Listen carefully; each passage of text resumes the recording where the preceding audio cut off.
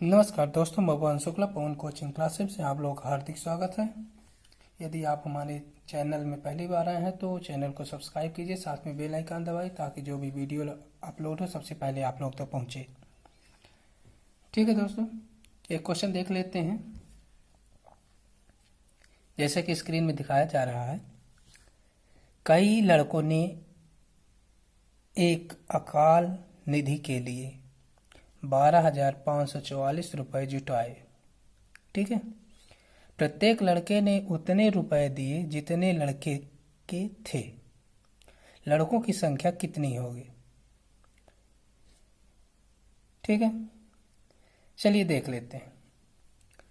जैसे लिखा हुआ है, कुल रुपए हैं, रुपए कितने हैं? 12,544 रुपये। ठीक है, लड़के कितने थे? तो लड़कों की संख्या तो निकालना है। ठीक है, यक्स बराबर यक्स, लड़कों की संख्या निकालना, ध्यान रखिएगा। तो यहाँ पर चाहे यक्स न लिख के यक्स बराबर लड़कों की संख्या लिख देते, सॉरी। ठीक है, लड़कों की संख्या। तो जितने रुपए थे उतने ही रुपए, ठीक है ना। तो जितने रुपए थे उतने ही रुपए, मतलब ये आ गया यहाँ पर आपका, जितने ही रुपए थे उतने ही लड़के हो गए, मतलब जितने लड़के थे उतने ही रुपए इधर ये हो गया। और ये कितना लिखा था? 12,544 रुपये। ठीक है, इसका स्क्वायर करते हैं, ये 12,544,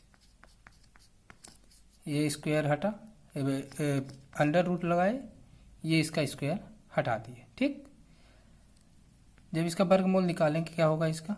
यदि आप देखे ना होंगे ये वीडियो, यदि वर्गमूल नहीं निकाल पाते हैं विलोकनम विधि से, तो आप पिछला वीडियो हमारे डिस्क्रिप्शन लिंक पे दिया गया है अथवा प्ले स्टोर पे जा करके देख सकते हैं। ठीक है, तो इसका आ जाएगा 2, इसको छोड़ देना है इस अंक को। इसका जो है निकटतम वर्गमूल निकाल लेते हैं, क्या हो जाएगा? 11 ग्राम 121, 11 धाम 110। ठीक है, तो ये इसका वर्गमूल, मतलब कुल बच्चों की संख्या कितनी होगी? 112। ठीक है, 112 बच्चों की संख्या होगी। ठीक है, अगला क्वेश्चन देखते हैं। एक अध्यापक अपने विद्यार्थी को एक बराबर संख्या में पंक्तियों और स्तंभ कॉलम में रखना चाहता है। यदि विद्यार्थियों की कुल संख्या 13,069 है, ठीक है, 1369 है, तो अंतिम पंक्ति में कितने विद्यार्थी होंगे? ठीक है, एक बार क्वेश्चन दोबारा देख लेते हैं। क्या लिखा हुआ है? एक अध्यापक अपने विद्यार्थियों को एक बराबर पंक्ति में बैठाना चाहता है। जैसे मान लीजिए ये मान लीजिए अध्यापक है, ठीक है, ये अध्यापक है, तो अध्यापक जो है अपने बच्चों को जो स्कूल के हैं उनको एक बराबर पंक्ति में बैठाना चाहता है। ठीक है, और यदि कह रहा है कि क्वेश्चन में कि कुल बच्चे इन दोनों पंक्तियों में जितने बैठाना है, कुल बच्चे कितने हैं? 1,369 यदि टोटल बच्चे हैं, तो इनको 2 पंक्ति में बैठाना है। तो ये मान लेते हैं यक्स, ये मान लेते हैं यक्स, सीधा सीधा यक्स स्क्वायर बराबर क्या हो जाएगा? इसका स्क्वायर, इसका 3 त्रिकाई 9 या 7 या 3। ठीक है, इसका देख लेते हैं निकटतम वर्गमूल क्या होता है कि 4 चौके 16 होता है, 4 ज़्यादा हो जाएगा तो 5 पचम 3 त्रिकाई 9। ठीक है, तो यहाँ पर 3 होगा, यहाँ पर 3 होगा। इन दोनों का मिड पॉइंट 35 है। 35 का स्क्वायर कितना होता है? 3 चौके 12 और पचम 25, 12 25। तो 12 25 मतलब 35 से क्या है? ये ज़्यादा हो गया, तो इसका आंसर क्या आएगा? 37। मतलब प्रत्येक पंक्ति में बच्चों की संख्या क्या क्या होगी? 37 होगी। ठीक है, नेक्स्ट क्वेश्चन देख लेते हैं। यह क्वेश्चन थोड़ा अलग टाइप का है, देखते हैं। क्वेश्चन, आवासियों के कल्याण हेतु बुलाई गई बैठक में प्रत्येक सदस्य ने उतने रुपए चंदे में दिए जितने की बैठक में सदस्य उपस्थित थे। ठीक है। यदि वेयरमैन या चेयरमैन जो भी लिखना चाहें लिख सकते हैं, चेयरमैन ने अपने हिस्से के अतिरिक्त 49 रुपये और देकर कुल धनराशि को 625 रुपये बना दिए हों तो बैठक में कितने सदस्य उपस्थित थे। ठीक है, समझिएगा।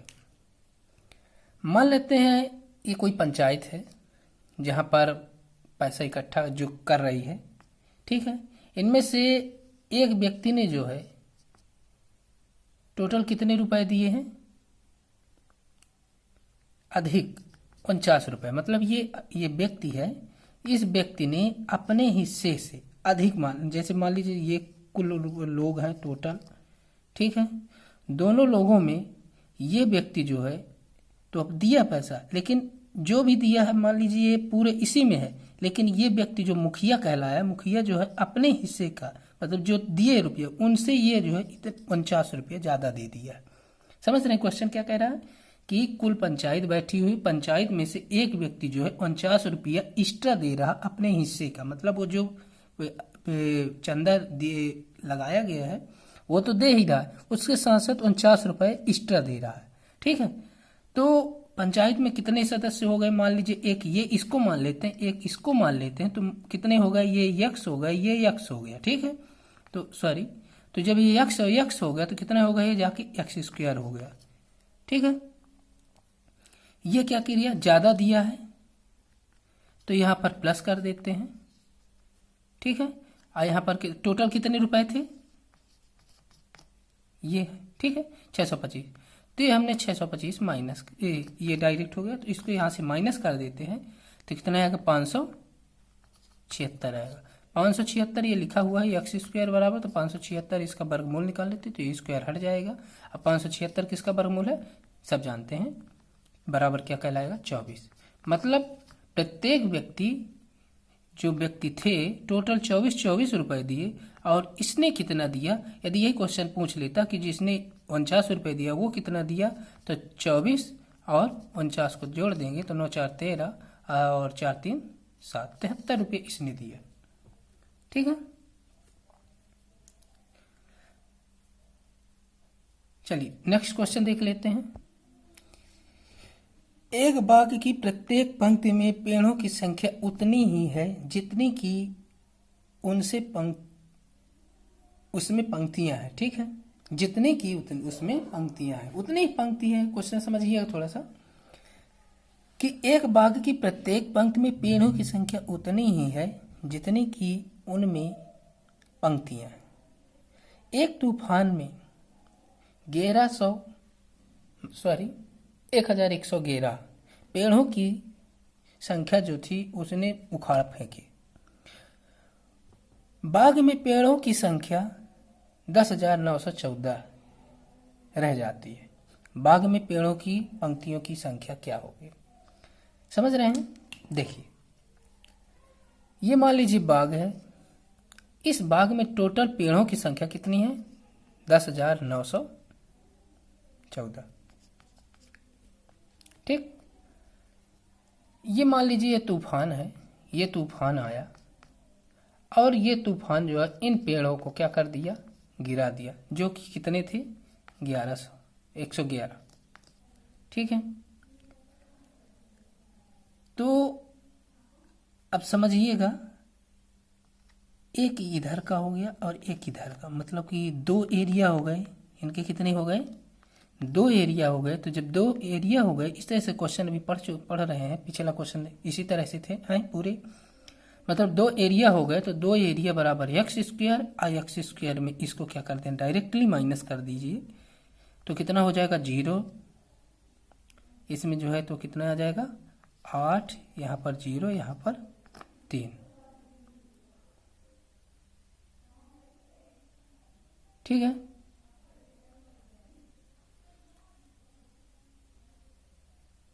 तो इसका क्या आएगा आंसर, सॉरी देखिए क्योंकि पेड़ जो है इसी से लगे थे। ठीक है, तूफान ने उखाड़ फेंके हैं इतने पेड़ों को, तो जब तूफान पेड़ को उखाड़ चुके हैं तो हमको क्या देखना, एक निकालना है पेड़ों की संख्या प्रत्येक पंक्ति में। ठीक है, तो इसको क्या करना पड़ेगा, प्लस कर देना है। ठीक है, सॉरी,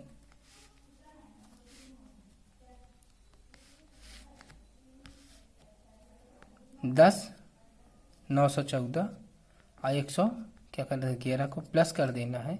तो 5 आया, 2 आया, 0 1 1। ठीक है, 11,225, इसका डायरेक्ट 5 निकला और ये जो क्या निकला, ये 2 को छोड़ देना है। 11 दहम 100, 11 दहम 110 मतलब 105। प्रत्येक पंक्ति में क्या थे पेड़, प्रत्येक पंक्ति में कितने थे, 105। ठीक है, नेक्स्ट क्वेश्चन देख लेते हैं। दो पूर्ण संख्याओं का गुणनफल 37 है। ये नेक्स्ट टाइप का क्वेश्चन है। ठीक है, दो पूर्ण संख्याओं का गुणनफल 37 है, उन संख्याओं के अंतर का वर्गमूल क्या होगा। मतलब कोई भी संख्या है, ऐसी संख्या जो पूर्ण संख्या क्या कहलाती है, एक पूर्ण संख्या, एक प्राकृतिक संख्या। ठीक है, पूर्ण संख्या 0 से जो है चालू होती है, प्राकृतिक संख्या 1 से चालू होती है। तो ये क्वेश्चन क्या कह रहा है, 37, जो 37 कौन सी संख्या है, अभाज्य संख्या। समझिएगा, अभाज्य, अभाज्य का मतलब क्या कहलाएगा, ऑड नंबर, 8 भी कहलाएगा। ठीक है, ये किसी भी संख्या किसी से भी नहीं कटती है। तो उन संख्याओं के अंतर का वर्गमूल क्या होगा। तो मान लेते हैं अंतर क्या कहलाया, अंतर का मतलब माइनस। ठीक है, तो यदि हम करते हैं 37 बराबर 1 गुणे 37, कहलाया कि 37 से कम 37।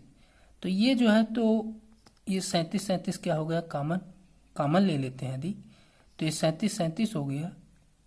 ठीक है, तो इसको रहने दें, ये इधर कर लेते हैं।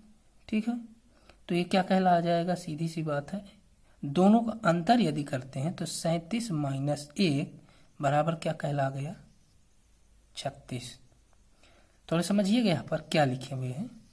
कहता है दो संख्याओं का अंतर, तो ये पहली संख्या हो गई और ये हमारी 1 गुणे 37, ये दूसरी संख्या हो गई।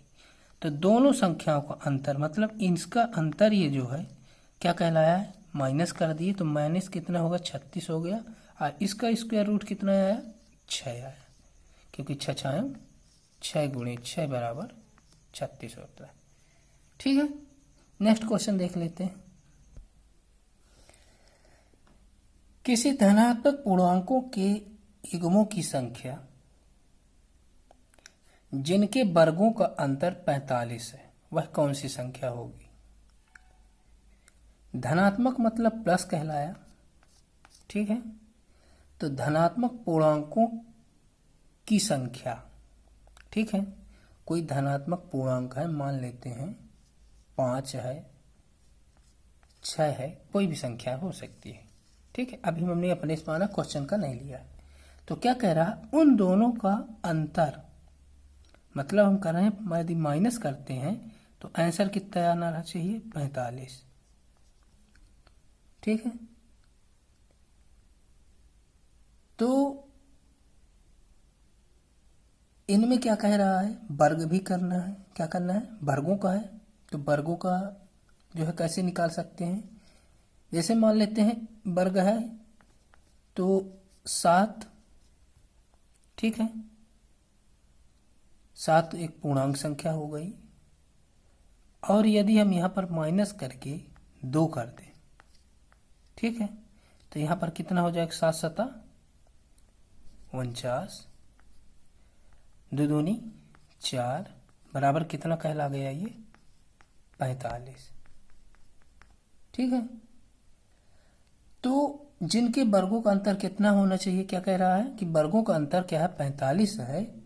तो वो दो कौन कौन सी संख्याएं हैं, तो पहली संख्या क्या हो गई, 7 हो गई, और दूसरी संख्या क्या हो गई, 2 हो गई। ठीक है, जनरल क्वेश्चन है, कोई ज़्यादा इसमें जो है तो ट्रिक नहीं लगाना है, लॉजिकल है, सिर्फ कि ऐसी संख्या ढूंढना है कि जिनको घटा दें आपस में, तो 45 जैसे फैक्टराइज आप लोग पढ़ चुके हैं, जैसे देख लेते हैं एक्स स्क्वायर प्लस 5x है ना प्लस 15, तो इनको दो भाग में तोड़ते थे, 3×5 3x धन सॉरी यहाँ पर 6 कर देते, ठीक है, तो 3x प्लस 2x, तो 3 2 जा 6 आ जाता है। इसी तरह से क्वेश्चन है, ज़्यादा इसमें लॉजिकल नहीं है, अपने से दिमाग लगाना पड़ेगा, ठीक है। नेक्स्ट क्वेश्चन देख लेते हैं। यदि a तथा b ऐसे धनात्मक पूर्णांक हैं कि a square minus B square बराबर 19 है 19, ठीक है, तो a का मान क्या होगा। यदि क्वेश्चन कह रहा है कि a और b एवं b ये दोनों ऐसे पूर्णांक हैं कि इनका यदि हम वर्ग कर देते हैं, क्या कर देते हैं, वर्ग कर देते हैं, और वर्ग के साथ साथ माइनस कर देते हैं, तो वर्गों का अंतर कितना कहला गया, 19 दोनों का। तो इसकी वैल्यू पूछ रहा है, डायरेक्टली सिर्फ इसकी नहीं, डायरेक्ट इसकी ए की वैल्यू पूछ रहा, ठीक है। तो ए स्क्वायर माइनस बी स्क्वायर बराबर 19, ठीक है, तो इसका कितना कहला जाएगा, जैसे ये लिखा हुआ है ए स्क्वायर बराबर, यदि 100 करते हैं, ठीक है, माइनस करते हैं 9, ठीक है, 81, तो ये किसका रूप बन गया कि 10 का स्क्वायर माइनस 9 का स्क्वायर, ठीक है, समझ रहे हैं। ए स्क्वायर माइनस बी स्क्वायर बराबर लिखा हुआ 19, तो 10 का स्क्वायर 9 का स्क्वायर करेंगे तो 250 और 9 81 बराबर, दोनों का आंसर कितने, अंतर कितना आएगा, 19 आएगा, ठीक है। तो हम देख चुके कि ए का मान कितना आया, ए स्क्वायर बराबर 10 का स्क्वायर, तो ये स्क्वायर से स्क्वायर कट गया, तो ए बराबर कितना आया,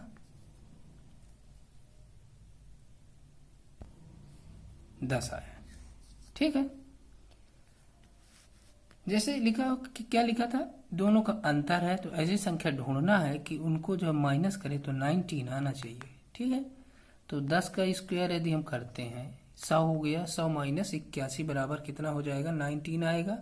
ये स्क्वायर 10 का, ये 9 का स्क्वायर, तो आगे ए बराबर 10 का स्क्वायर, तो ये स्क्वायर से स्क्वायर काट दिए, तो कितना आएगा आंसर, 10 आया, ठीक है।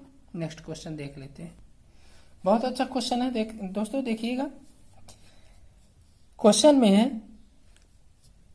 यदि ए स्क्वायर प्लस 1 स्क्वायर प्लस 2 का स्क्वायर प्लस 3 का स्क्वायर प्लस 4 का स्क्वायर प्लस 5 का स्क्वायर बराबर 55, समझिएगा। 1 प्लस 2 प्लस 3 प्लस 4 प्लस 5, इसका स्क्वायर कितना लिखा हुआ है, 55, ठीक है। इनका स्क्वायर जो है 55 दिया हुआ है,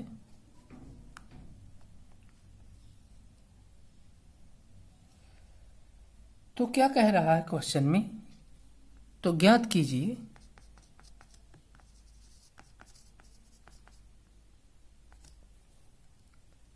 कि 2 का स्क्वायर प्लस 4 का स्क्वायर प्लस 6 का स्क्वायर प्लस 8 का स्क्वायर प्लस 10 का स्क्वायर बराबर कितना होगा, ठीक है। यहाँ पर 10 लिखा हुआ है, ठीक है।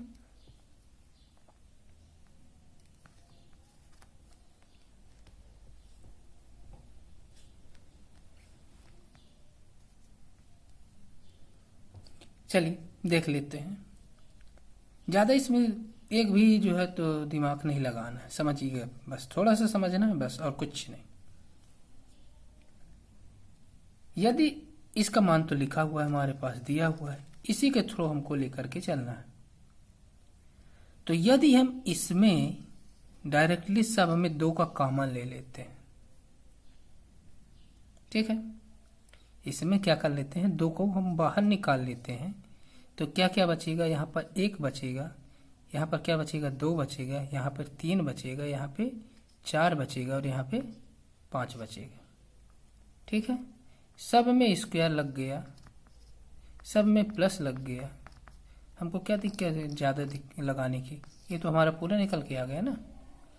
बराबर इसका मान कितना लिखा है, 55 लिखा है, तो 2 गुणे डायरेक्ट 55 ना कर देंगे, तो 55 दूनी 110। ठीक है, 110 हो गया। अब थोड़ा समझिएगा, हमने क्या लिया है, यहाँ पर क्या है, स्क्वायर है।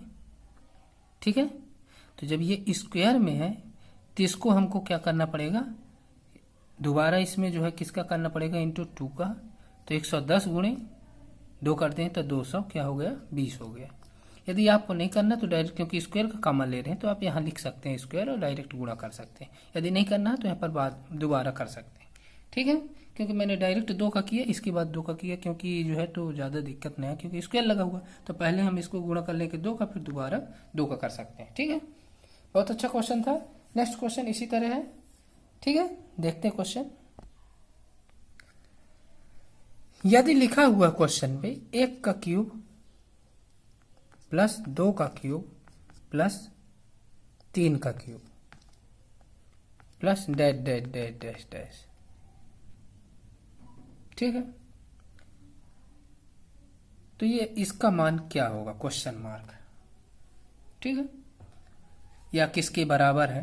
ठीक है, तो यदि हम कह दें कि 1 का क्यूब धन 2 का क्यूब प्लस 3 का क्यूब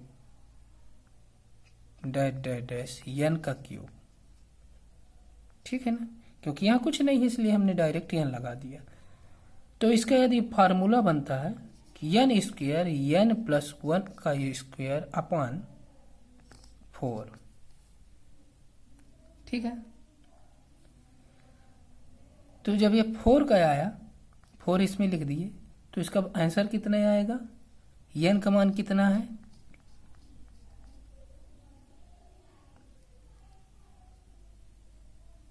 यहाँ पर मान लेते हैं, जो भी मानेंगे हम लास्ट में है, तो n का मान लेते हैं हम 10 यदि मान लेते हैं। ठीक है, क्योंकि क्वेश्चन पे सॉरी यहाँ पर हम जो है नहीं लिख पाए थे, यहाँ पर 10 आ रहा है। ठीक है, 10 का क्यूब डैश डैश डैश। ठीक है, तो ये हमारा 10 का है, ये लास्ट में क्या लिखा था, 10 का क्यूब। ठीक है, तो ये लास्ट में क्या लिखा, लास्ट को ही लिखना है, कोई ज़्यादा उसमें नहीं, क्योंकि 1 2 3 4, इसलिए यहाँ पर हमने यहाँ पर क्या लिखा है, 4 का यूज किया है। 3 होता तो 3 का यूज कर लेते। ठीक है, और n का मान क्या है, जो लास्ट वाली संख्या रहेगी उसी का यूज करना है, उसी को लिखना है। तो यहाँ पर क्या आ जाएगा, 10 का क्यूब। ठीक है, तो 10 के क्यूब से कोई मतलब नहीं है, हमको डायरेक्ट ये फार्मूला में यूज कर लेना है। n का स्क्वायर, तो सॉरी डायरेक्ट हम लिख लेते हैं 10 का स्क्वायर प्लस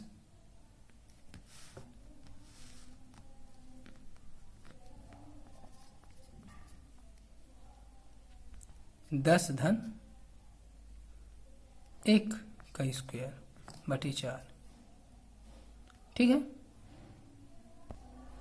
तो 10 का स्क्वायर कितना हो गया, 100 हो गया, प्लस कितना हो जाएगा यहाँ पर 11 का डायरेक्ट हम स्क्वायर निकाल लेते हैं। ठीक है, तो 11 हम 121,